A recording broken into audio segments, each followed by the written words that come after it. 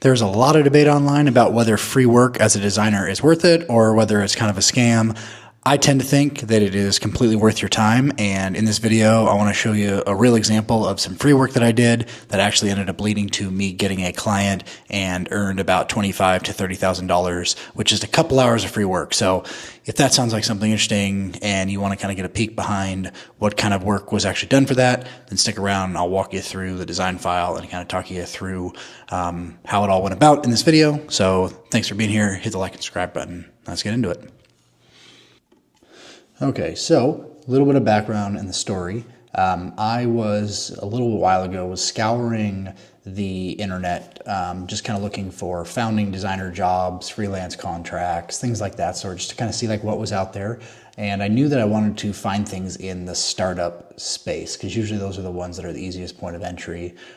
They don't really have design full-time hires, and they're a little bit more receptive to receiving free work or anything of that sort, right? They usually have the most room for improvement, especially from like a visual design standpoint and kind of like a quick impact moment because they're moving so fast that they miss a lot of things. So I went in and identified something that was a founding designer role, and instead of just doing the normal, hey, I'm going to apply to this founding designer role and then I'm going to go and hope that they get back to me, what I did was I went and downloaded their app, and then I had set a timer for 2 hours, did work, and then sent the founder a DM on LinkedIn to say, hey, here's some recommendations that I did, and here is how I suggest you make some improvements. And then I made a few UI updates to their product so that I could, kind of show my design skills in a way that is, helpful to them. So, and it showcases my best work. And so what I did was I went in and downloaded their mobile app, and I just set the time for 2 hours because like, this is free work. I didn't want to spend any more than 2 hours. If this one goes nowhere or whatever, if it does go somewhere, then it also helps to improve my design skills and my rapid, things of that sort. And so basically we went through here and we screenshotted all the different places. I made notes of asking them questions, what's some things that the user could do, making general notes about the design, the flow of the onboarding, prioritizing the hierarchy of certain things. And so I went in and made all of my recommendations of marking out inconsistencies, asking the questions for them, mentioning improvements, and kind of just doing an audit, like an overall audit of where I think that they're long onboarding could be improved, where we could consolidate some things and, get them thinking or stimulating, show them how my brain operates and works to help kind of just do something above and beyond what everybody else would be doing. And now, bear in mind, I did this with zero expectations, not expecting to get any response, and just doing this, with, hey, maybe it works, maybe it doesn't, but we're going to try something different.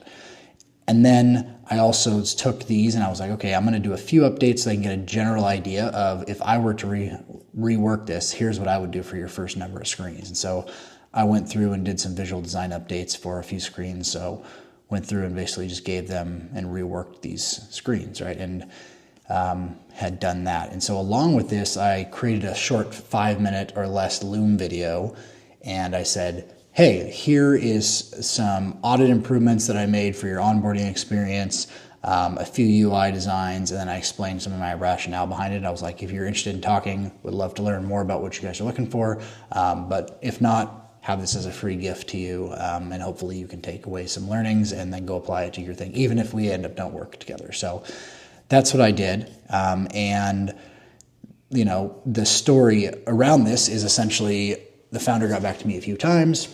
We never actually ended up meeting, but we chatted on LinkedIn. And then through one of their email groups and their founder groups, they were connected with other founders, and they actually referred me to another founder within their network. And that's the person that I ended up getting work from because we met, and then we had probably like a good 9-month contract that we kind of worked together on, and brought in a good chunk of money. And so, and then that person ended up leading to another referral from me. So this is one of those examples that I think, don't be afraid of doing free work. just because that's what other designers and other people in the industry say. Oh, you should protect your time. Oh, you should do all this. Like, you literally never know. This 2 hours of free work for me ended up leading to, you know, 30,000 with one client. You got another client that's probably going to lead in the similar direction, if not more.